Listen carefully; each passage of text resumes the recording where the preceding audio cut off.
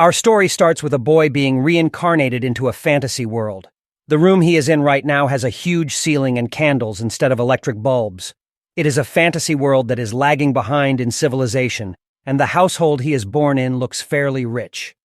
This is a decent place than his last life where he was an orphan and had no home, plus he died from overwork. There is another reason why he thought he was born in a rich household, as his birth mother looked extremely beautiful. He is thinking that being born rich has many perks and he can have a good love life this time. 3 years later, our main character tries to get up on a stool. This is the first time he saw the world outside of his window. The world outside was incredibly huge, even considering the fact that he was still a child. His adventure ended rather quickly as a maid came into his room. This maid is his nanny, and she takes him off from the window as she thinks he was about to jump down. After all this time, our main character found out that he was the son of the Grand Duke Dragonia in the Kingdom of Lionheart.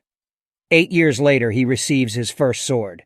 He then started learning swordsmanship as a future knight of the kingdom. His master was a holy knight called Sir Gothic, who was dispatched from the palace. Sir Gothic says that it is maybe the goddess's will, and teaching Leon will be highly rewarding. Leon is quite happy to finally have a teacher, and he politely tells him to take care of him. Leon is now 14 years old, and he is having a hard time during his training. A holy knight is a monster in human skin, and it was extremely hard to qualify as one. He had to complete many quests by training in order to be chosen by the Holy Grail and drink the holy water. Furthermore, as the son of Dragonia, he needed to learn everything there was to know about becoming a Grand Duke on top of that. Sir Gothic attacks Leon with a little bit of force, which throws him away. Leon falls down a bit away due to the shockwave, and his sword is almost broken. His hand is still trembling from the shock as he thinks, "This training is worse than what I expected." Time passes by in the blink of an eye, and Leon is now 16 years old. He roams the world, trying to gain the goddess's acknowledgement by racking up fame and performing good deeds. All of a sudden, he sees a huge fire in the distance. On closer inspection, he finds out that a village is under attack by orcs, and the humans are crying for help. There are too many orcs, and Sir Gildas, along with other knights, is barely holding them back. The orcs have a huge number, and they are quickly eliminating the guards one by one. Just as they are about to launch an all-out assault, someone calls out from behind. It turns out to be Leon, who skillfully cuts down the orcs one by one. Time passes once again, and now Leon is 20 years old. He has been gaining fame by completing quests all this time. Finally, he has a chance encounter with the goddess Ariana, who addresses him by his name. Ariana informs him that she will give him a quest to prove his honor and faith. After successfully completing the quests assigned by the goddess, Leon finally becomes a holy knight. He continues to slay orcs and goblins, eventually managing to eradicate the evil cult. In due course, Leon rises to become a war knight of the kingdom, granting him the authority to gather other knights under his command. He leads his forces to massacre 700,000 orcs, even including women and children. At the end of each long and grueling battle, Leon feels a sense of refreshment. Leon is now 35 years old, and the living Saint Argon Lionheart has died while battling the archdemon summoned by the Empire. The presence of orcs had already been a major problem, but now demons are running rampant. The Lionheart Kingdom desperately needs a new holy knight to succeed King Lionheart, who died with honor. During this critical time, the goddess descended upon them and chose Leon. It was a position of honor and fatigue, but he couldn't let down the citizens of the kingdom and the knights who followed him, so he accepted the position.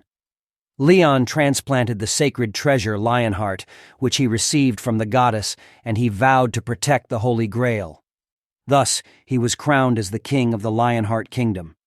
Many things have happened during this time, and now Leon is 80 years old. There have been 3 major wars with orcs, and a peculiar goblin even evolved into an archdemon. Additionally, the Empire continued to create bizarre situations, adding to the challenges faced by Leon and his kingdom. A knight informs Leon that the Empire's School of Dark Magicians is once again conducting enforced experimentation. In response, Leon orders his men to gather all the knights as he plans to eliminate the Dark Magicians once and for all. Another 16 years pass, and the Empire's actions become even more unimaginable. The cowardly emperor crosses a line by offering 3 million lives in exchange for his request. In a shocking turn of events, the Night King, driven to despair, commits suicide along with the 3 million citizens from the capital. This sacrificial act inadvertently summons the Lord of Chaos into the capital city. Undeterred by the chaos unfolding, Leon gathers all the knights and draws forth the holy sword, which still carries the stains of green orc blood from the previous year's battles. 20 more long years passed as Leon persisted, trying his best to save the world. However, against his fervent wishes, the world continued to destroy itself. He fought tirelessly against evil, but his efforts proved insufficient. In the midst of the devastation, a knight named Aaron approached Leon amidst the corpses of fallen knights and citizens. Leon solemnly told Aaron to take pride in his father's honorable death. Turning to his remaining troops, Leon rallied them to look ahead and listen to the echoes of villainy resonating across the land. A massive army approaches their castle, and Leon declares to his men that these are the villains who have stolen their loved ones and now seek to take away everything they have left, even their lives. He commands his men not to suppress their emotions, but to let their rage flow freely against those foolish enough to be deceived by the illusion of victory. Leon emphasizes that as long as they hold on to their honor, they will never be defeated. With determination, Leon unsheathes the holy sword from its spatial space. He readies himself to confront the enemy, instructing his men to prepare for a long and bloody battle in the name of the goddess. The goddess communicates with Leon through the holy sword, assuring him that she will remain by his side until the very end. Upon hearing this, Leon's rage ignites, and he orders his men to charge forward. In that harsh winter, Leon and his knights engaged in their final battle against billions of devils that had overrun the continent. The barbarian slaves were tragically used as expendable shields, while courageous civilians armed with spears and swords fought alongside the illustrious knights, upholding honor. Meanwhile, Leon, recognized as the chosen agent of all gods and holy temples, relentlessly battled and defeated the demons until the very end. He tore apart countless demon lords and archdemons, showcasing the true power of the holy knights. Despite his advanced age of 217 years, Leon continued to wield his blade against the scourge that plagued the continent. Time pressed on, and now at the age of 256, Leon finally succeeded in obliterating the last remaining demon gate.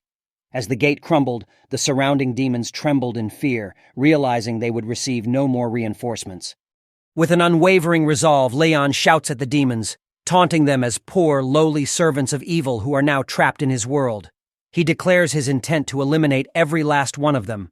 The demons, filled with fear, realize they are no match for Leon's might. Leon continues to slash through the demons, knowing that he is not the one stuck with them, but rather they are stuck with him. Now at the age of 300, Leon delivers a swift and powerful slash that instantly vanquishes an archdemon. As it falls lifeless to the ground, the survivors check on each other, ensuring everyone is unharmed. Their eyes then turn to the lifeless body of the archdemon, which is a testament to the devastating power of Leon's single decisive attack. Leon tells the humans to rise up as this is not the time to fall. A girl asks Leon about his identity. Leon introduces himself as the King Lionheart. He is a glorious knight and the agent who carries out the will of the holy temples. His full name is Leon Dragonia Lionheart. It was the 300th year after his rebirth that he came across the Earthlings. Leon receives a system message which states that he has killed all demons, and now there are 0 demons remaining. On Earth, a gate opened up in Seoul. This gate's rank was an unidentifiable black. The Korean Hunter Association and the World Hunter Association requested that the nation's large guilds should participate in the raid. But the requests were denied due to the fact that the difficulty of the gate was unknown. In the end, the government ordered the Korean Hunter Association to go in first, which was basically a suicidal mission. But to their surprise, what they saw in there was a naked man, who massacred all demons in their vicinity. In the present, Han Hari, the associate manager of the Korean Hunter Association, is still thinking about what happened that day. She is snapped back to the present by the head manager Kim Jin-soo, who asks her if she is all right, and she replies with a yes. After coming back from the Black Gate, no one believed their story. It was a black-rank demon gate with even the Great Devil present inside. Coming back alive without the help of other guilds is already considered a miracle, but clearing it is even more of a wonder. But they still made it all possible because of a single man. Leon is being investigated inside a room, and he is being called a survivor from the gate. There were some rare people who managed to survive in the gate realm. The gates that have appeared all around the world over the last 30 years share some similarities. Their theme is of a world on its way to destruction, or a world that has already been destroyed.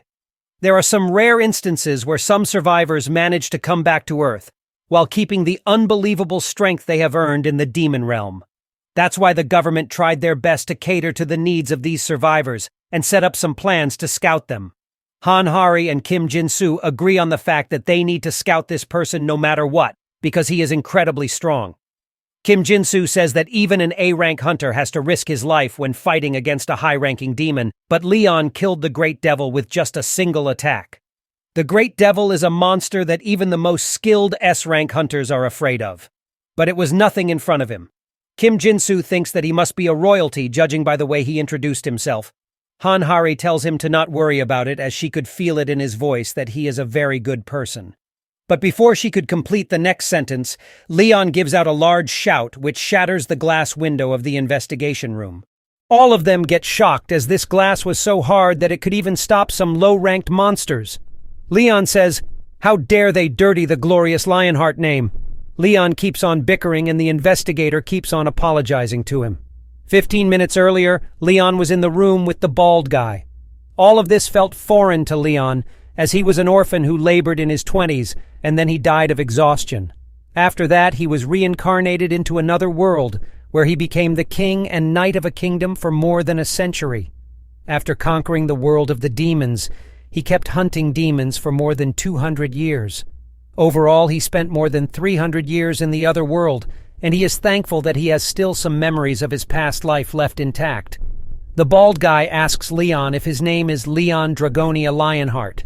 Leon is thinking that it won't be beneficial for him to reveal the fact that he used to be a Earthling. So being a Night King who lived 300 years in the other world sounds better than a guy in his 20s who died from overworking himself. Leon calls the bald guy a peasant, and he tells him to refer to him as His Majesty. The bald guy is both confused and afraid at this point, but he still plays along and refers to him as His Majesty. Leon is thinking whether this bald guy is a nice person, or if this is the way how the government approaches the survivors like him. The bald guy asks him that his world got into contact with the hunters, and he killed all of those demons, and Leon replies with a yes. Leon asks him if he had already forgotten how he killed all those evil species and protected the honor of the knights. He further orders the bald guy to be his temporary secretary. He will bestow upon him the privilege of recording the glorious incident, and bald guy replies with a yes. The bald guy is thinking that there are many cultural differences between them. Leon further asks him if they have no etiquette rules for how they treat the royalty here. In short, he means to say that he is hungry, and the bald guy immediately orders his chefs to prepare a meal for His Majesty. Leon further asks him to explain about this world to him as he needs to figure out what happened to Earth while he was gone. Bald guy starts explaining that the nightmare began 30 years ago, when gates started opening all over the world. Monsters and demons started popping out of those gates. After that, they have been in a constant state of emergency. After taking a lot of losses, the humans realize that each gate has a theme and a clear quest, and once a gate is left unattended, there will be a dungeon break in which monsters invade Earth. The bald guy gets up, and he tells Leon that the meal is ready. Leon is thinking that this setting of gates is a bit different from his last fantasy world. In that world, the demons invaded like mushrooms after the rain. But Earth has gates with unique themes and quests. It's as if someone is trying to train humans through trials. After some time, the bald guy comes back with the meal for His Majesty. Leon looks at his first meal after he returned to Earth. It's a bone broth boiled for hours, which is topped with salt, pepper, and some crunchy kimchi. This overall meal is called Seo Leong Tang. When he was a laborer on Earth, Seo Leong Tang was like a soul food for him. People are bound to enjoy the food they know they like compared to new food, but Leon forced himself to swallow down the saliva accumulating in his mouth. Leon asks the bald guy about the food, and the bald guy informs His Majesty that this food is called Seo Leong Tang. He further informs His Majesty that this is also known as the soul food of peasants. This makes King Lionheart angry as they are trying to serve the food meant for peasants to a king, and he smashes the table. He asks the bald guy if this is how their kingdom treats another kingdom's royalty. Leon, who is a proxy of the gods, a guardian of the Holy Grail and the owner of the Holy Blade and Spear. He is the incarnation of the history of 300-year-long war itself, And lastly, he is a returner who used to be a earthling. This is not what he thought of his world, as it is in a complete mess. He is thinking that it is because there is no proper religious faith, and enlightening the foolish peasants is the duty of the royal family. Despite having returned to the earth, he was still a night king.